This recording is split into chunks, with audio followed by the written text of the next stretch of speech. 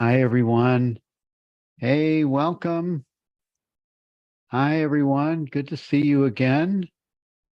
Happy Wednesday. Familiar faces. This is awesome. This is like familiar face week. Remember when you're in school and, oh, there's my friend. So there she is. There he is. Oh, let's play. Time to play with Atmananda Krishna Menon. I was looking this morning at when I was kind of looking around at okay, what does that mean? And I came across the preface again where it was talking about the scribe Nitya or Nitya Tripta. And she was with Atmananda. She was following him from 1927 and didn't start taking notes until 1950.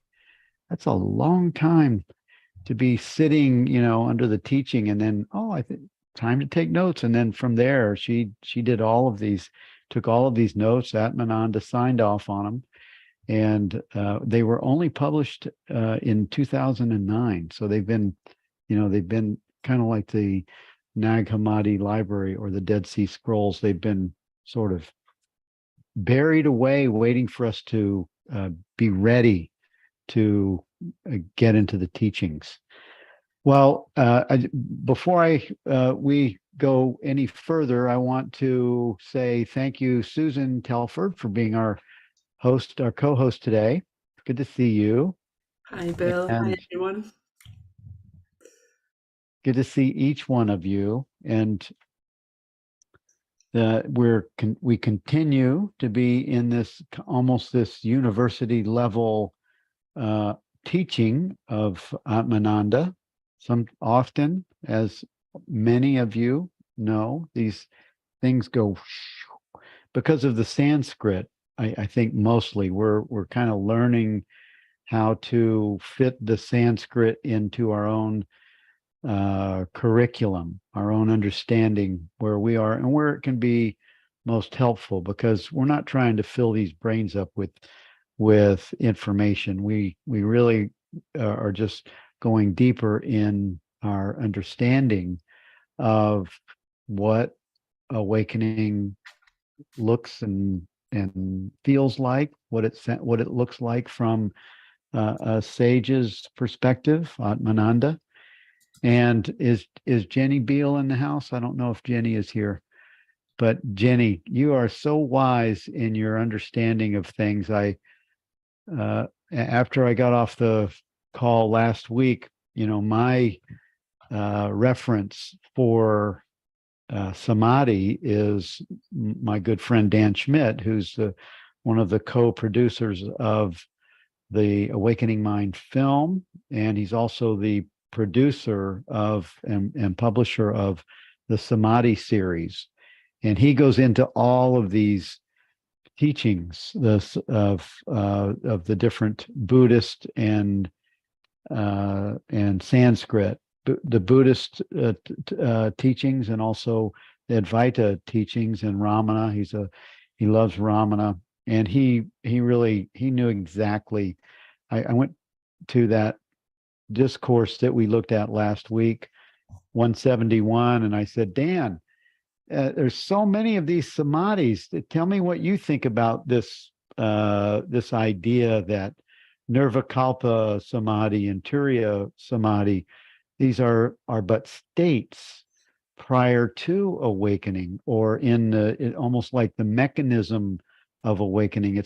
And Atmananda is calling it a state, and he goes, "Oh yeah." I mean, he and Jenny would have been a really good dialogue, because he just like, "Oh yeah, of course." He knew all of that. He didn't know all of these other six states were something that was a teaching, but he definitely knew jnana, samadhi, and the yogic traditions in that way. So Dan Schmidt is a beautiful teacher, and I look forward to doing another film with him. We're setting up for our next film, part 2 of the Awakening Mind series. I just made reservations this morning to interview Amoda Ma, who was one of our teachers in Evolve for the last month. She is an amazing teacher of these teachings of presence and awareness. She's amazing. She lives in Santa Fe, New Mexico. We're going to go out there and film her along with 3 others in the United States next month after next in August. Okay, so let's go ahead and get started with 181, Susan. Is a guru necessary? What say you? Well, what say Atmananda? Yeah, what say he? Yeah. So he says that if on birth we're guided by tendencies to enjoy good or bad, then we can't help ourselves rise beyond that. And if, on the other hand, we don't have those tendencies, we wouldn't have been born. So clearly, we all have those tendencies. So we can start from that place. Yeah. And then he says that even if you've reached a sattvic level, so a level of stability, and then your Ishta Diva, which is your god of choice, your preferred god, it's still just a thought. And a thought cannot help you go beyond the mind and the body. And so he says that a living guru becomes absolutely necessary to take you to the truth beyond body and mind. And I wondered if there are stages where the guru appears in different forms. You know, there's obviously the inner guru, and there may be a guru through reading books or watching videos or attending master classes, for example. But I think perhaps there does come a point where an actual teacher-student relationship is helpful, because we can't see what we can't see. We don't know what our own blocks are.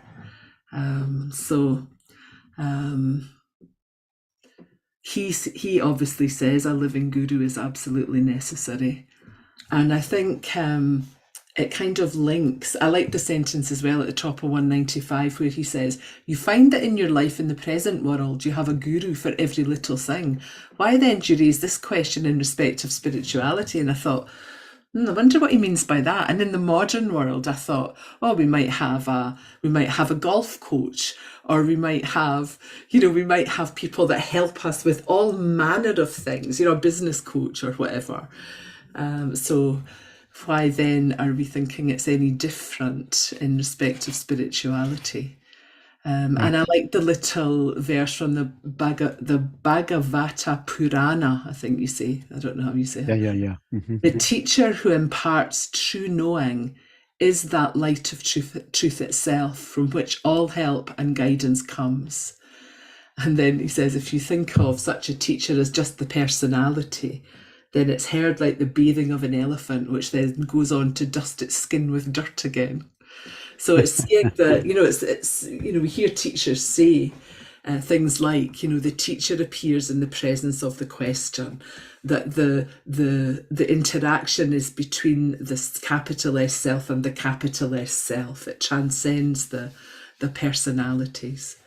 So what do you think, Bill? Do you think a guru is necessary? I didn't, but then I do. But it's not for a lifetime. Like I did go and live with Muji, thinking I needed a guru. I want to go faster. I don't want the slow train to what's being proposed or what the Course in Miracles is talking about. And I could tell from watching Muji on YouTube that he knew something, that he was speaking from a place of direct experience. And so for that, I wanted to go and see if how real or true that was. if if Jesus was alive, I'd be looking for where that guy hangs out. It just, and I did when I found the Bible. I wasn't even a week. I had a TWA Airlines ticket flying to Israel because I wanted to see if that, if that place really existed. And so seeing Muji, sitting with Muji for 3 months when I first met him in London, and then I went to Portugal and lived at his ashram for 3 months, and that was a big impact for me because I imagined that sitting with Jesus was like that. It was rough terrain. I lived in a tent at the ashram. There was no real running water. You had to go to stations, different locations where water was, and fill up your bottle or canteen, and you bathed with water that was in the early days. It wasn't even warm. It was, oh my God, it was cold water, and you could, and if it was, so the experience was um, very rough. We would sit on rocks and we'd sit on the dirt. Muji would start speaking, and you wanted to hear what he was saying, and he would speak in kind of parable fashion, and if you've watched him, you've heard he's got this beautiful British voice, and it was just it was a resonance energy. When I was sitting there, I'd be sitting and listening. There may be 6 or 10 people, and then another person would pass by and stop, and pretty soon, within about 20 minutes, there'd be 50 people surrounding, or more, because there was 200 people there. And I imagined when I was there that this must have been what it was like to be with Jesus, that when he would start speaking, people just were compelled to come and listen. And you didn't care where you were sitting. You're sitting on a rock or somewhere on the ground, and that's what it was like for me. And so for me, I did appreciate that guru experience, but I didn't want a guru in the sense, like, I mean, I actually did consider him as my guru at the time, but as time went on, I didn't like the feeling of having a master, a guru, that was an intermediary between me and what he was pointing to. So I think a guru, a true guru, is a teacher, and I think of Rupert as that. I think of Rupert as a great teacher of our time.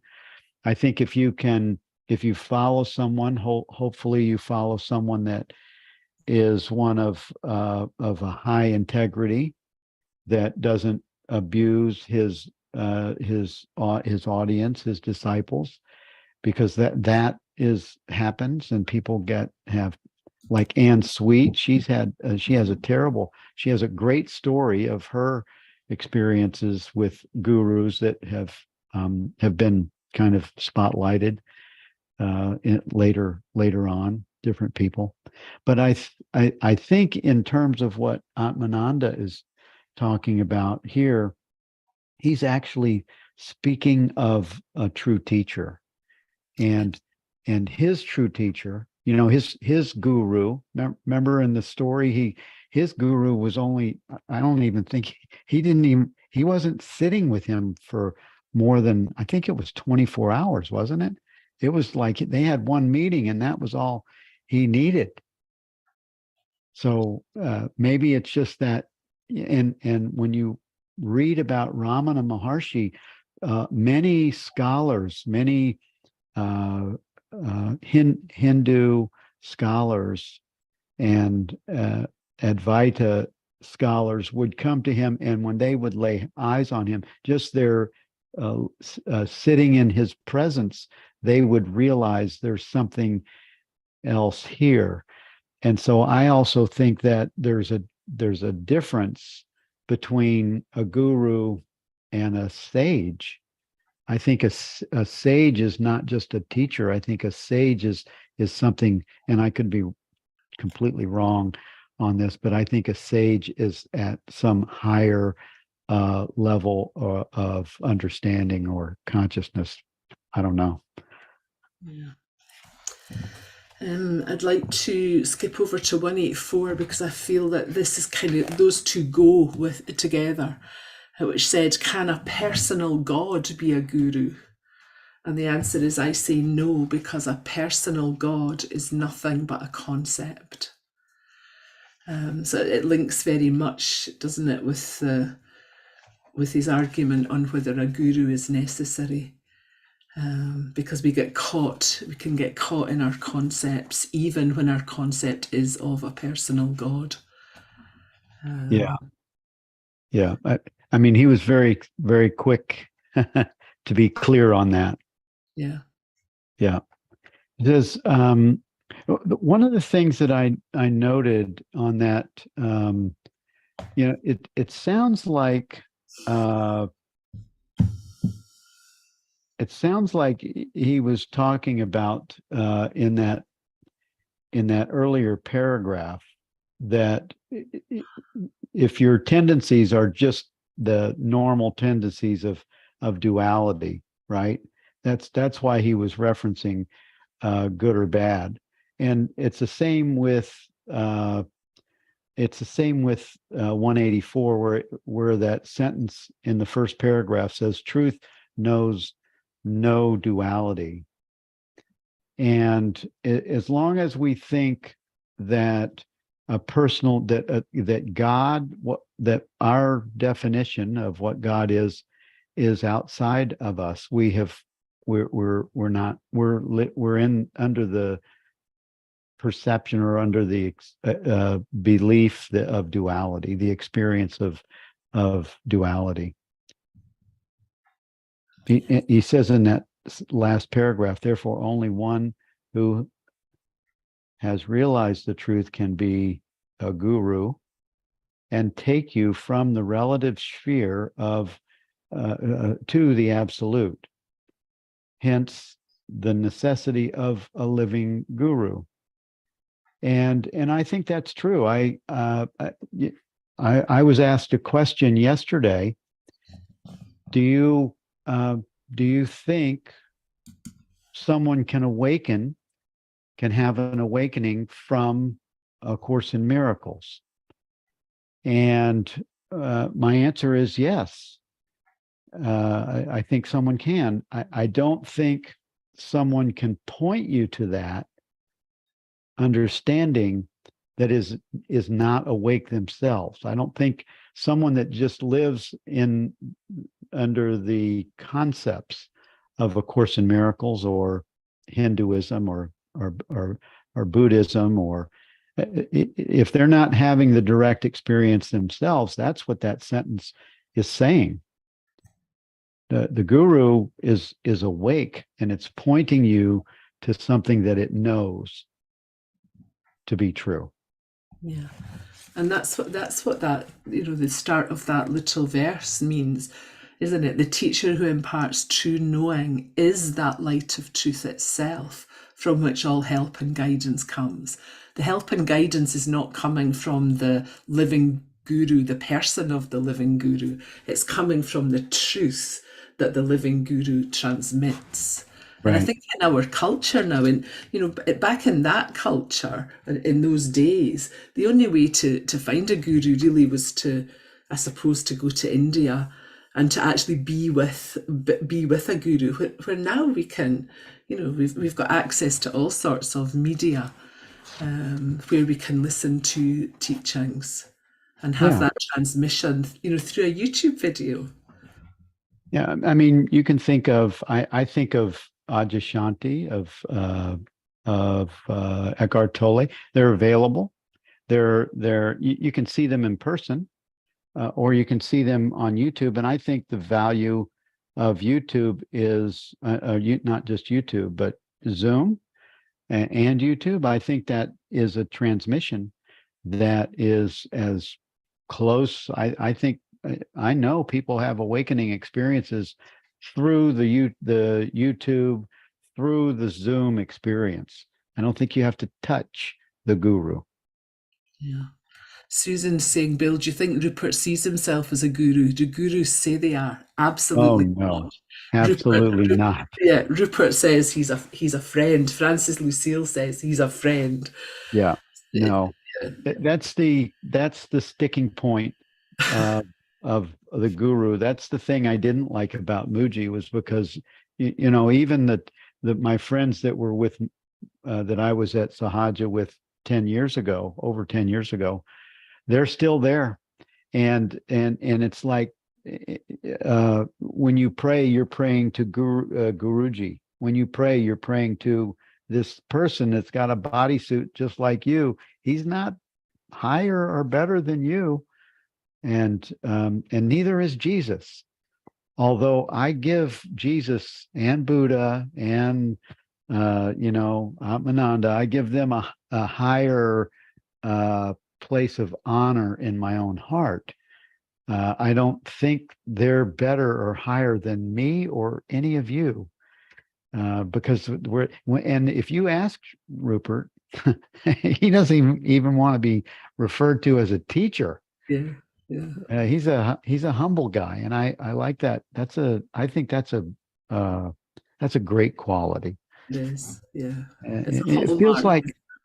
like Atmananda is of that ilk. Yeah. It feels like he's humble. Yeah. Yeah. Yes. Let's see. Holger, you're funny. Rupert and Francis are impregnated by love and grounded in presence. You see and feel the oneness directly, not a concept or named non-duality. Yeah, true, totally. And that's the thing. You feel it.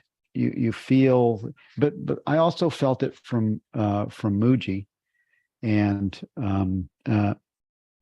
I thought, I don't think this way anymore, but I thought Adyashanti was a little pompous, when I went to his uh, uh, a 7-day silent retreat meeting, but that was just because the guys that are that well known, they just, people crowd into them and they can't have their own space.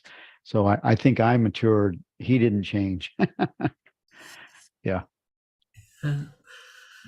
Yeah, Susan was also asking if do you think YouTube's as effective as in person, and saying that even they're powerful online, but I wonder if in person it must be more powerful.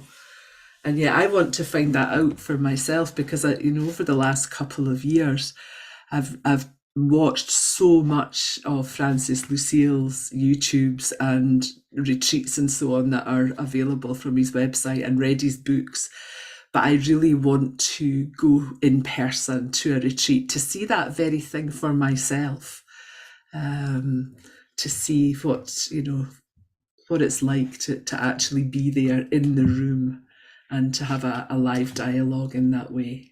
So I'll report back, Susan, if it's any different. Cool.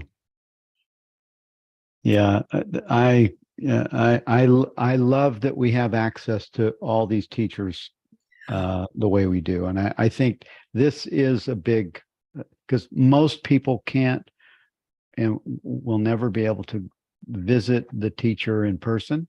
This is the second best thing, and I think you can have especially if it's like, if you listen and watch Eckhart Tolle, he brings the space. He's funny as a stitch, so he completely holds your attention. But there's a holding of the space of presence that that transcends the body mind experience, and one can have a direct experience of being. And we do that even here as we're reading the words of Atmananda all these many years later. So I think the transmission happens right here. Susan, hi. Oh, hi. I just wanted to tell you something. I've had that experience because I haven't seen Eckhart Tolle or Francis Lucille in person. But but I've only online. But they are the two of them have a way of relating, and I'm going to say to the camera, they do. If you sit in silence and you look at them, especially Tolle, his way, he looks right, he's obviously looking into a camera, but there is an incredible sense of energy that even comes through there. So I just wanted to contribute that to say I've been amazed at that. Just like you want to sit there and stare back with them because it's very powerful. And so I wondered in their presence if it's even more powerful. I don't know, but anyway, good. Thanks, Susan. Thank you, Susan. Yeah,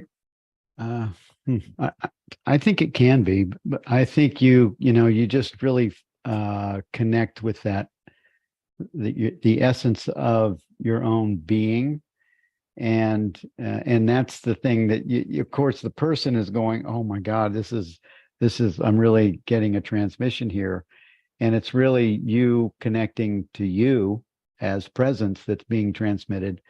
And I agree with that, Susan. That's the same feeling. I love Eckhart Tolle, and he has this manner of of presence that just transmits that way. He's like a mirror. Yeah, wonderful. Yeah, very good.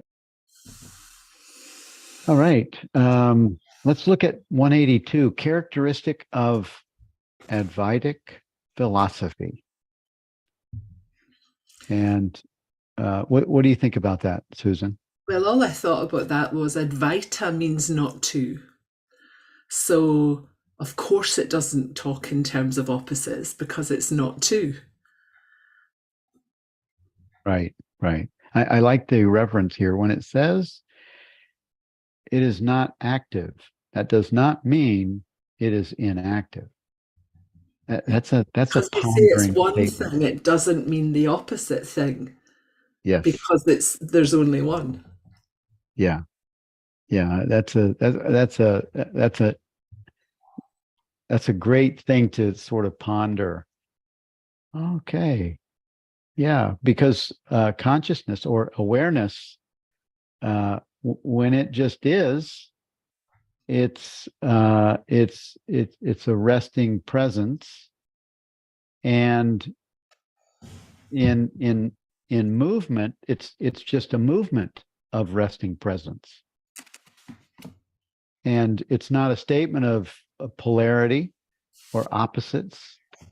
It's just the facts. The facts distinguish Advaita, or that Advaita philosophy, versus dualistic philosophy. Just give me the facts. How can you say that all is Atma?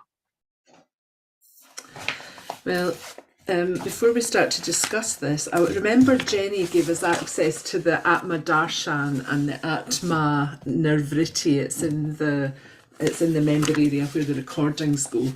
The first section of the Atma Nirvriti is called Atma, so that there's just a few things that I wanted to read to kind of give this context.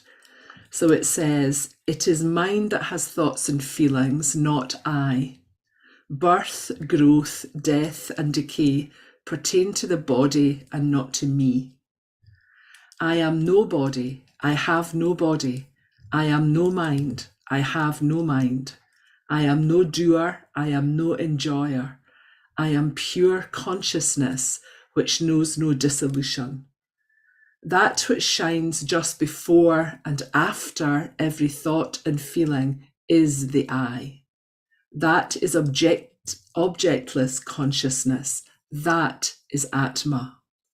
It is that Atma that shines as bliss in deep sleep, and also when a desired object is attained. The world shines because of my light. Without me, nothing is.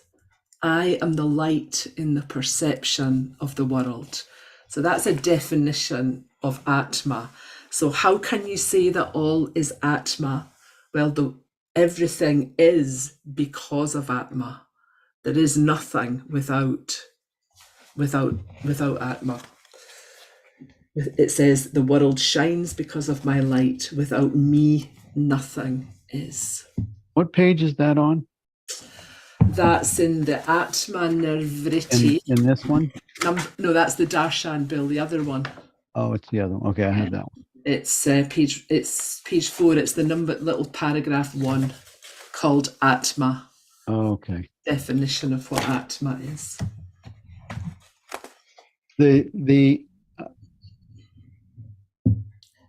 When you were reading that,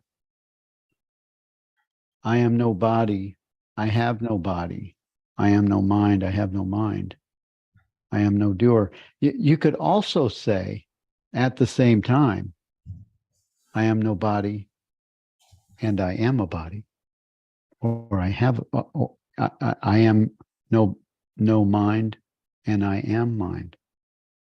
I am no doer and I am doer. So you could also include that, it seems. I mean, I feel the subtlety of that is explained in his wave and ocean description, because we all know that, that we're all waves.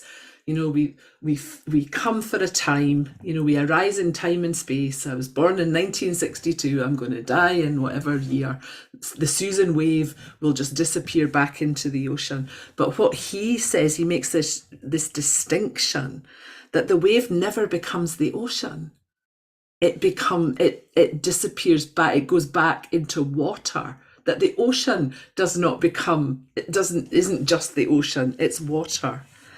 It says, the usual illustration of the wave and the ocean to prove your identity with the absolute is not strictly correct, since the wave can never become the ocean by merging in the ocean and disappearing. The wave, when it loses its name and form, becomes water and not the ocean. The ocean is also similarly reduced to water.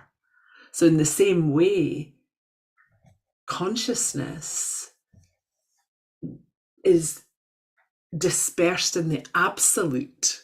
And from that absolute point of view, there is no mind and no body and no world. Right. Yeah. Yeah.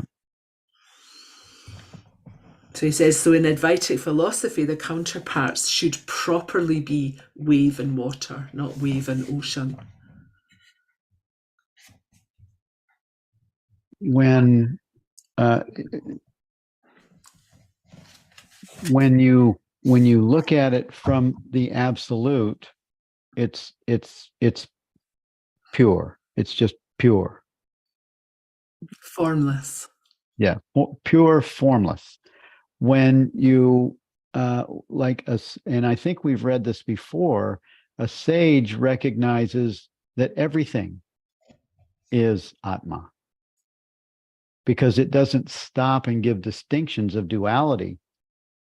It knows everything as itself. Yeah.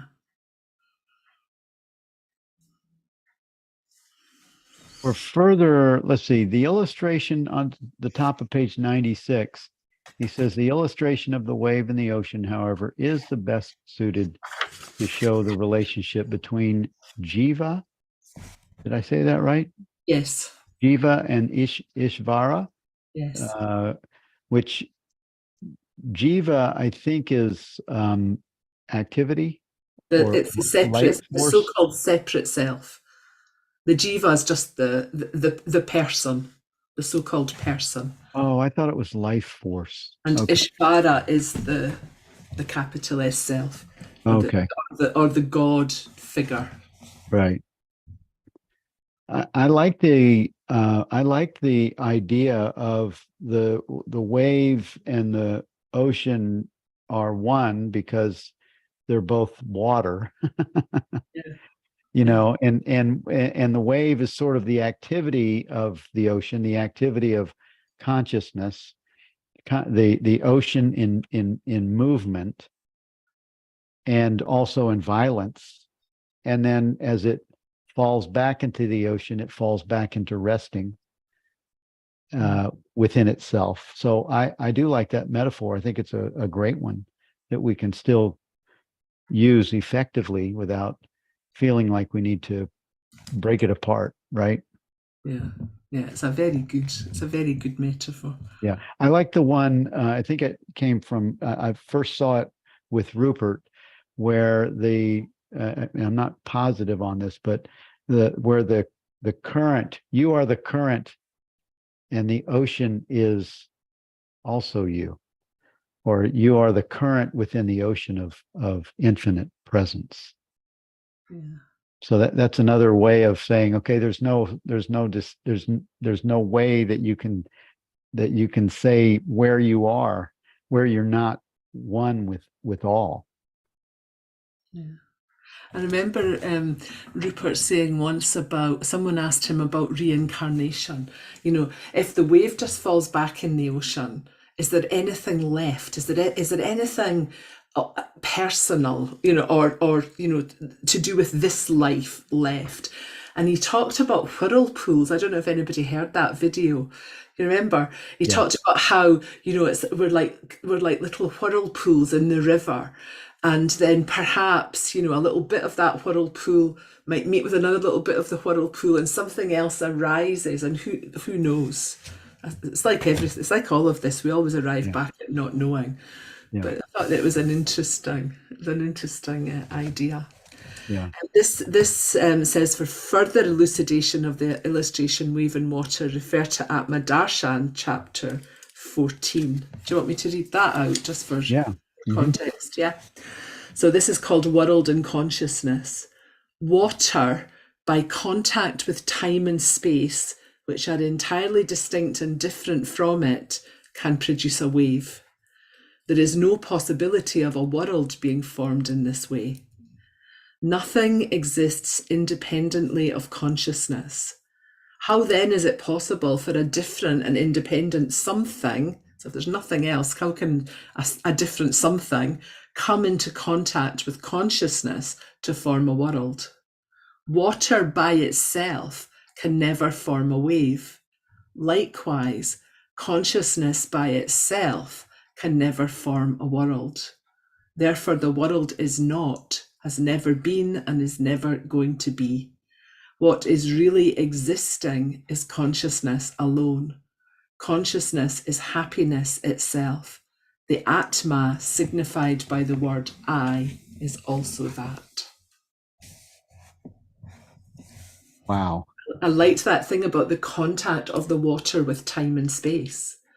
You know, a wave forms, as I said, you know, at a time, it takes up a space and then dissolves again. And there is no other something for consciousness to interact with to then form together a world. Right. Right. It's just, yeah, yeah. Worthy of contemplation, I would say. That's giving a clear distinction of the absolute. Yeah. And Catherine said, I love the whirlpool idea, meeting now and also down the river at another time. Yeah. You've probably heard Rupert describe it in a reference to death also and reincarnation. Yeah. Kind of his take on it. He's not, you know, he's just going, well, it might be like this. Yeah. Yeah. And that's all we Great. can ever say, actually, isn't it? Well, it Yeah. might be like this. Yeah. How can you know? There's no way of knowing. Yeah. It is good to have, I mean, to at least to give the mind a bone to chew on, to give it something to satisfy. Well, what about this? What about incarnation?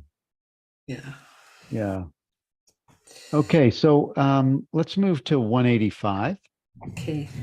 So this is a long one, but the essence of what he's saying at the moment, at the beginning, is about special powers. I was thinking of, like siddhis, that guru, you may say, oh, my guru can do yogic flying, or my guru can do whatever. I think that perhaps that's what he was pointing at. Was there's an erroneous tendency found in some yogins who have not reached the highest to assess the greatness of a sage only from the extraordinary powers exhibited by him at some time before his death. So that's what I took from that, Yeah. some kind of... That's one of the things I don't like about the Christian, some of the Christian stories, and I think they've done a beautiful job on that movie called The Chosen, and it's great, but it gives the total wrong example of what Jesus's pointing was all about. It points it to the miracles. It doesn't point to the message of knowing the self. And I think it's just it was the, of course it was the Roman leaders that they made that storyline up with the Council of Nicaea, but I think it's too bad that those. I would like to know if a true sage like Jesus, Buddha, if they really did, when people touched them, if things were healed bodily, just by the touching of it. It could be true. A Course in Miracles has a few sentences in it that gives reference to once the mind is completely healed, the body is it is no more affected by, is perfectly healthy.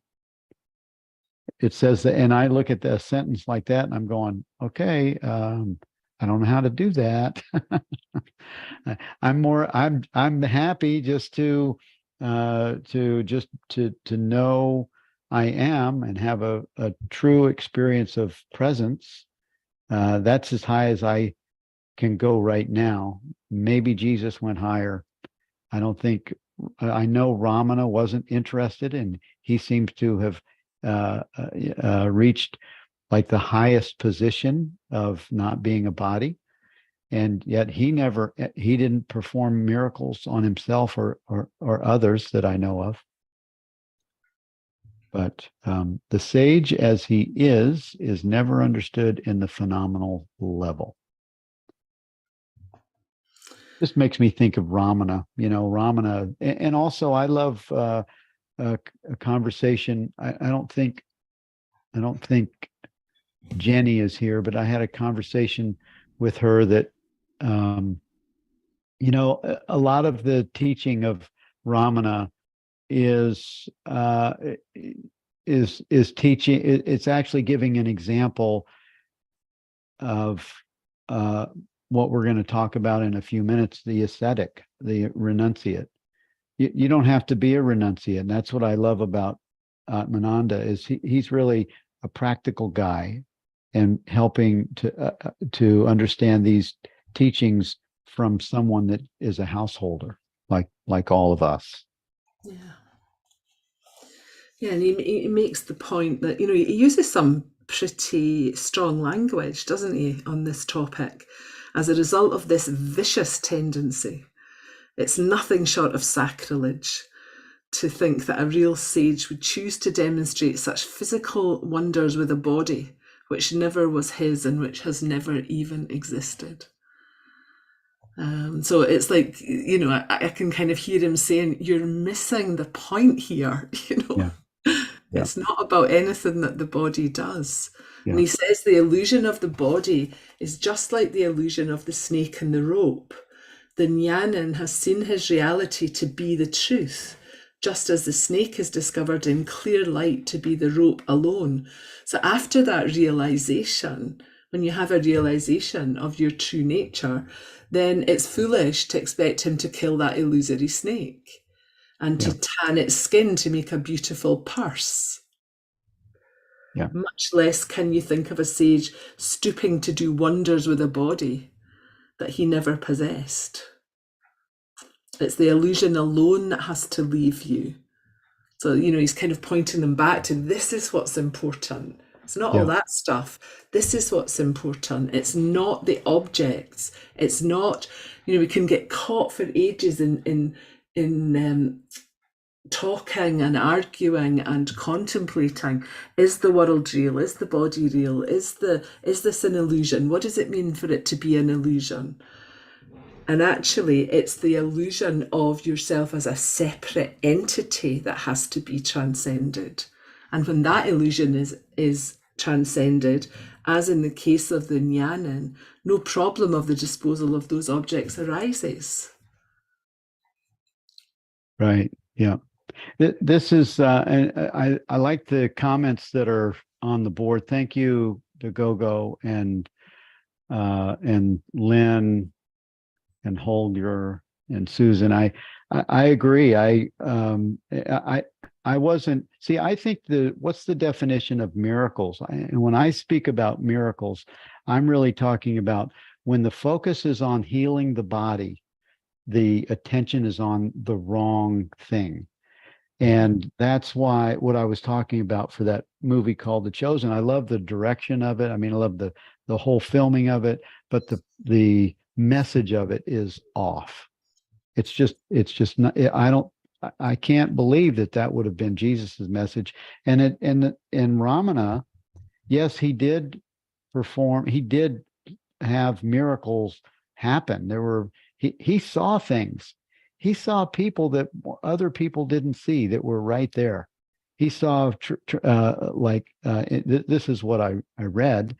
I'm going to meet with one of his, one of the directors of his ashram in Bangalore next month, and I'm going to ask him I'm going to meet him in Boston for lunch, and I'm going to ask him deeper questions about Ramana. But what I've read about Ramana is that, he wasn't concerned about that thing that started on his elbow that turned into cancer, because he knew he wasn't the body. Why would one be concerned? Although it sounded like he also went through treatments, but I think it was at the insistence of his devotees. Yeah. That's what I read. Yeah. He said something along the lines of, why are you so worried about if my body is not with you, I'll always be with you. What I am cannot die. Yes. Yeah. So he was speaking from that absolute presence. So why would one be concerned about the health of the bodysuit? You wouldn't. And yet, as you said, he consented to treatment. He did. It sounded like he did. And he did. Yeah. I think that he makes a good point in just towards the end of page 97. He says, to know the Jnanin, one has to become a Jnanin oneself, and thus both become one. Then all comments cease, and truth alone shines in its own glory. That reminded me of in A Course in Miracles, where it said, God is, and we cease to speak. Yeah. When it's seen, then the discussion's over. Yeah, and the God is part disappears. Right. And he says, so never ask questions about how a particular sage lived or how he died. That's a message, that's for history alone, and does not belong to Vedanta or to the sage. Historians record the history of only the body that they see, but the sage is the changeless principle behind all bodies, and as such the sage transcends all history. And so the sage is here right now, whether we know it or not, because it transcends, it's the principle behind all bodies. Yeah. Yeah. So there is a true distinction of the sage versus the guru. The guru is the temporary, and it can be an in-person, online, can be the inner guru, the sat guru. But the sage seems to be that presence. Yeah. It's more of the symbol of the absolute. Yeah. Let's see. Susan said, if we think that perhaps our body mind as form is a continued learning of the absolute, perhaps we want to stay in body mind as long as reasonable. Yes. Well, that's our attraction, is this. That's the special relationship that the Course in Miracles speaks about. It's a special relationship with this identity, with consciousness that seems to be separate, has identified itself addictively to this. Mm-hmm. Mm-hmm. But we learn, but we continue, but we learn if we are open to it, right? We learn through our body mind experience. Well, of course we do. That's you see what I'm saying? Yeah, you see what I'm yes. saying? Yeah. Yes. I've always said I need to live to be very old because I'm a slow learner. So, you know, but it's a curious paradox in a way, isn't it? You know, when people say, oh, why should I worry about that cancer? Well, but you know, maybe it's worth living in this body mind a little longer if it continues to reveal to you through the experience of our body mind the absolute. That's how consciousness is learning and appearing. Yeah, it's just a thought that came to me as we were speaking. Just I haven't unraveled it. It just kind of came to me. Right. Yeah. Right. I don't think we have any choice in that matter. No. We have a choice to do something medically or not. Yeah. Well, yeah. Perhaps. Okay. That's another discussion. That's an interesting one. That is another. That has a whole thread. Yeah. That has a thread attached to it. But those are good thoughts, good questions, and anything that is interested in prolonging the life experience is coming from the body mind. It's coming from the mind that wants to keep going. Which and it's also it's not the person that makes the decisions or the choice or even the contemplates whether to have a treatment or not. It's consciousness is doing it all. The person never makes decisions. Oh, I see what you're saying. Interesting. Yeah, because then it's not produced by the ego. Mm-hmm, mm-hmm. Well, it is. It is produced by the ego. It's produced by the seeming separate self, the self that thinks it's a separate self that is giving the impulse to the body mind to do this or don't or do that. It's a seeming separate self identity, but it's happening in consciousness. Yeah, which is Jenny Sheehan. This is this is good news. Right. There is no separate doer. Yes, true. There is no such thing as a limited consciousness. Choose in freedom and be happy with it. Yes. One can only be real true about where they are now. And that's the thing that this is why this content and the teachings of non-duality and the teachings of Advaita and A Course in Miracles can be helpful, because once you realize that you're not this bodysuit experience, then you're not so subject to the reactions, the responses, the emotional push and pull mechanism anymore, and your life can be sweeter. It can be, you can have, and that's what the Course talks about, the happy dream. You can, unfortunately, a lot of Course students are happy staying right there in the happy dream, and we can transcend that as well, which is what this teaching is about. So let's keep going. So the mind, its field and scope. This was quite factual, this one, I thought. The mind has 3 distinct stages. The first is instinct. Second is reason, which he makes a distinction that he's talking about lower reason. And finally, intuition. This shows the course of progress of the yogin's mind. But then he says you even have to transcend that intuition in order to reach the absolute.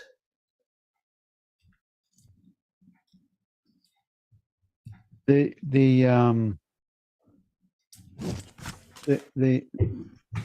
intuition is what is what comes online as we begin to have understanding, and then we're not living under the old system of we're listening from a different place. And intuition is able to, when we're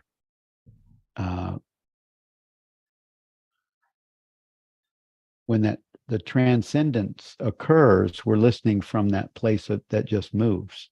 So we're not doing it based on fear or worry.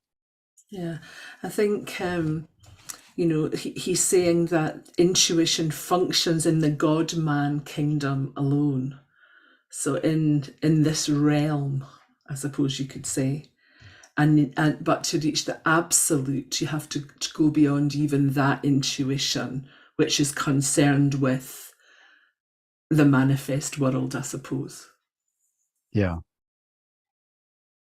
What does he mean by the God-man kingdom? What does that mean? I'm taking that to mean manifestation, Where do you see that? I'm seeing that at the bottom of 186, where he says, and lastly, intuition, functioning in the God-man kingdom alone. And then the next paragraph, one has to transcend even this yogin's intuition in order to reach the absolute. Well, the God-man kingdom sounds like what I would call awakening awareness. It's the one who is interested in these matters, and in what he's describing, one has to transcend even the yogin's intuition in order to reach the absolute. That sounds like just movement happens when you just know what to do. You do this, and then you do that, and I think this happens. I think the Course even speaks to this when it says, I will step back and let him lead the way, or let it lead the way. One has to transcend even the yogin's intuition. So we're not using reason, or we're not using memory. There's not something that is telling us by experience that this happens when this happens. It's just that movement is moving. Yeah, I feel that the I will step back and let him lead the way is an example of the intuition that's functioning in the God-man kingdom. It's intuition that is causing or informing movement within the manifest world. And I'm seeing this through the lens of Regina Dawn Aker's 4 Principles of God. that would be in the second principle. But to transcend that and have an experience of the absolute, which she defines as the first principle of God, you have to go beyond even that intuition, because there's that's the formless, unmanifest. Right. Right. There's And some it's comments here. Sorry, Bill. go ahead. No, I was just going to say there's some comments on this that I wanted to read, but say what you're going to say first. Well, I was going to say that even that movement is not, it's just something that happens on its own. It's just like awakening. And I feel that it seems like that awakening, even though I know there's no levels, it seems like there are different stages of development or different evolutions of seeing. And I think that proves itself in our body mind experience, when one day we'll read something and it'll go, I don't have a clue what that means, and then a week later or a month later you totally understand it.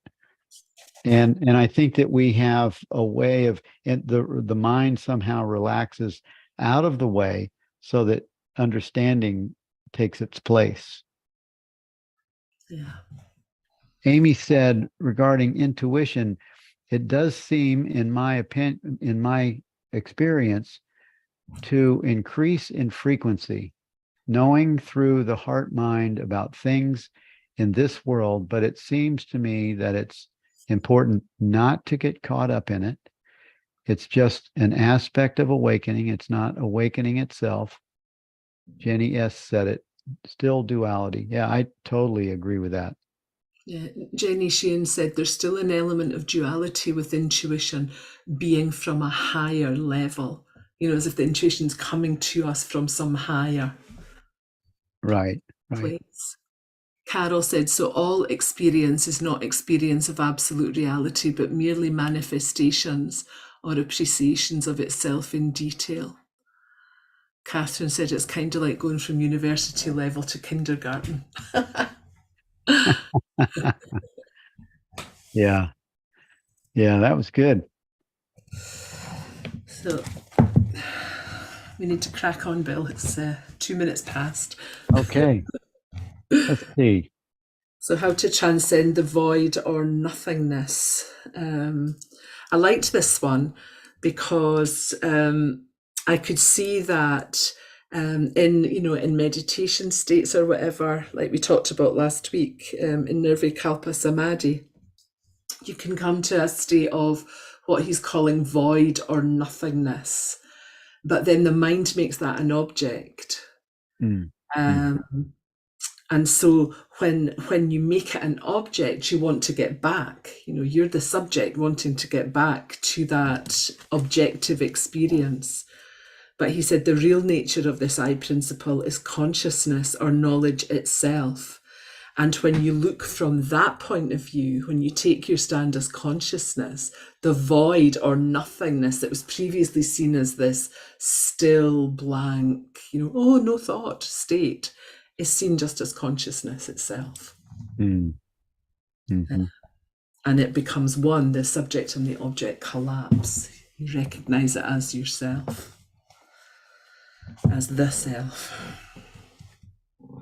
Well, and then he, in the next paragraph, so whenever the concept of nothingness confronts you, take the thought that nothingness is also your object, and that you are its perceiver, the ultimate subject, whose nature is consciousness itself.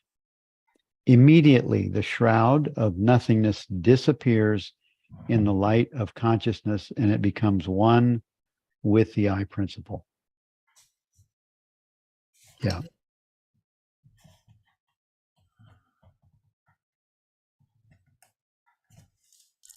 And he says on the second paragraph on page 99, even when you take this last I thought, people ask you what you're thinking about.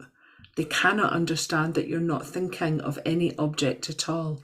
but that you are only trying to stand as that principle which is the background of all thoughts. The thoughts that you are consciousness removes all sense of space limitation and all sense of object.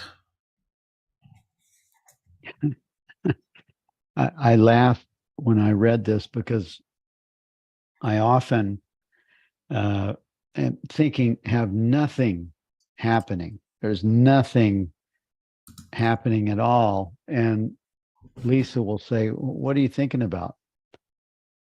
Nothing. Nothing's happening. And that's a good place to rest. Just be in the nothing box. Yeah. Until you make it an object that you want to get back to. I like the nothing box. I want to live there. Yeah, right. But it just happens, how many of us sit or are just sitting, and it seems like it becomes more available. It reveals itself more, where you're just quiet for a minute or two and at peace. Nothing needs to happen or change or be different. And those little glimpses or those little moments of presence are just being itself. And it's a really nice resting place. Yeah. Let's bring Jenny on and see what she wants to say. Hi, Jenny. Hey, Hey.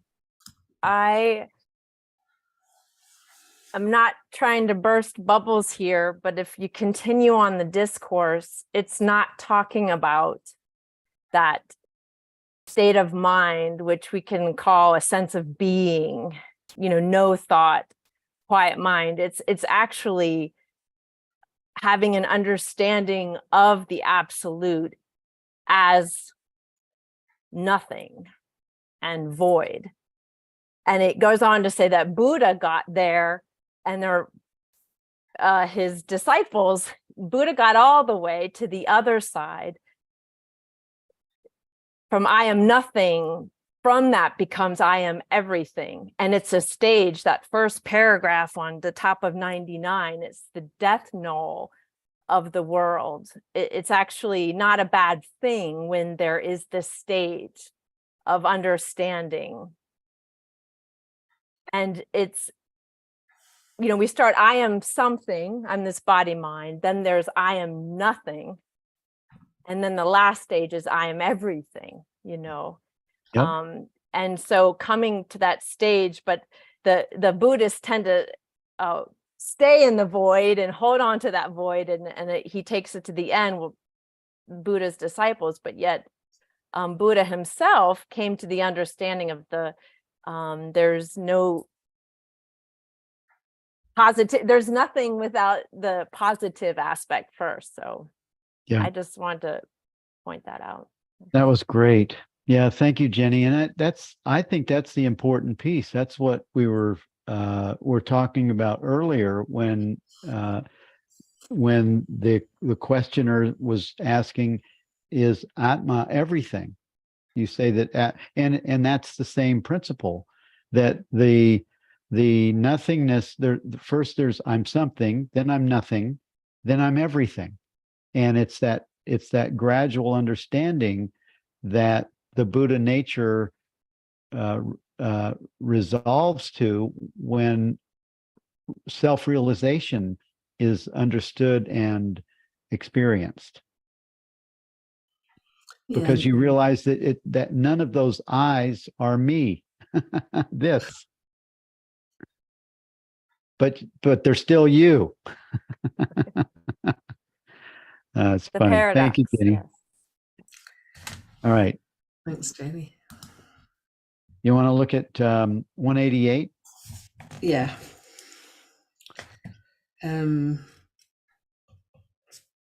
So he says, if you conceive of God as infinite, all-powerful, all-pervading, etc., it's all empty words.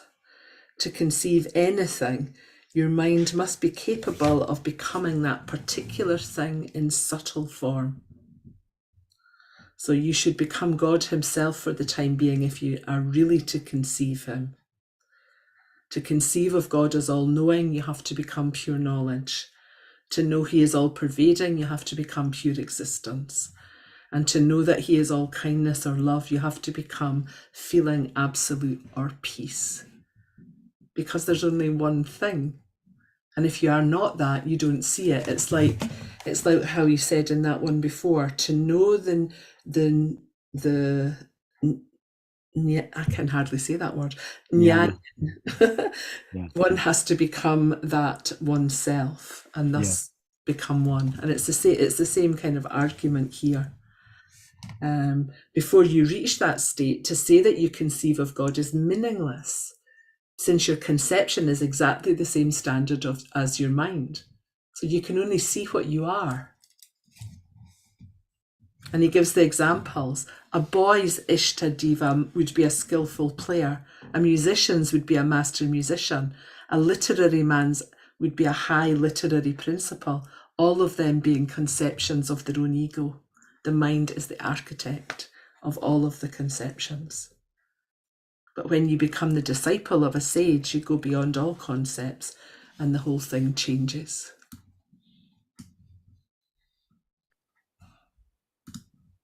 If you have the direct experience.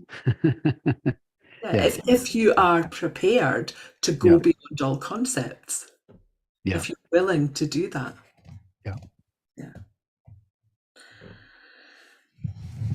So we have about 4 minutes left. We've got 2 left.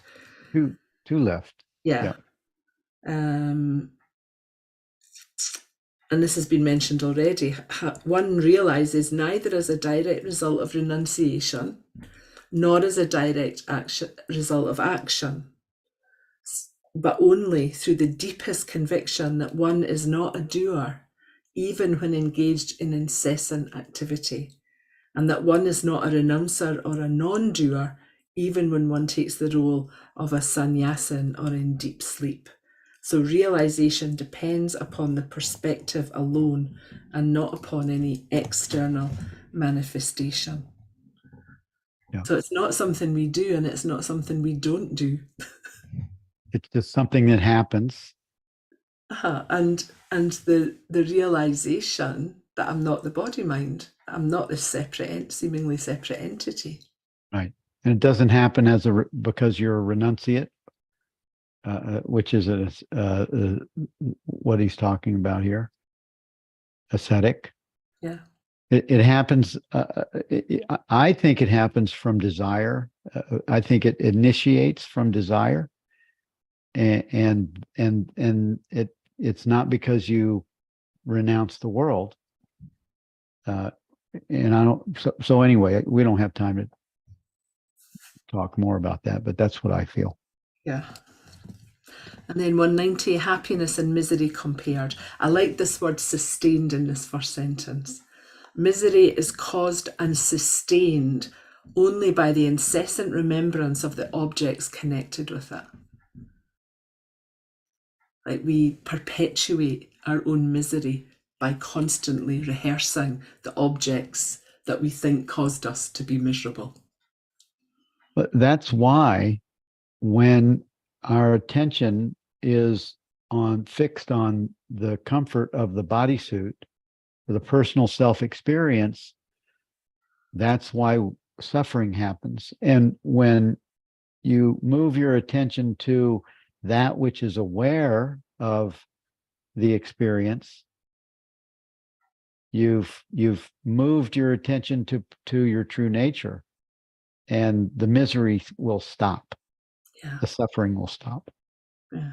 He talks about that with happiness, doesn't he? It may appear to have a sense object at the beginning. So we think we're happy because of objects, because of things that are external.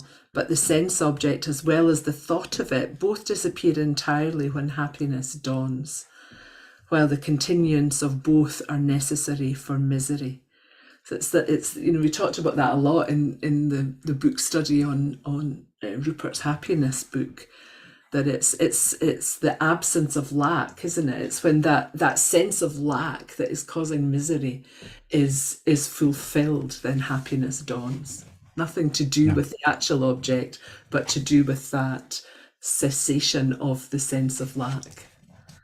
Yeah.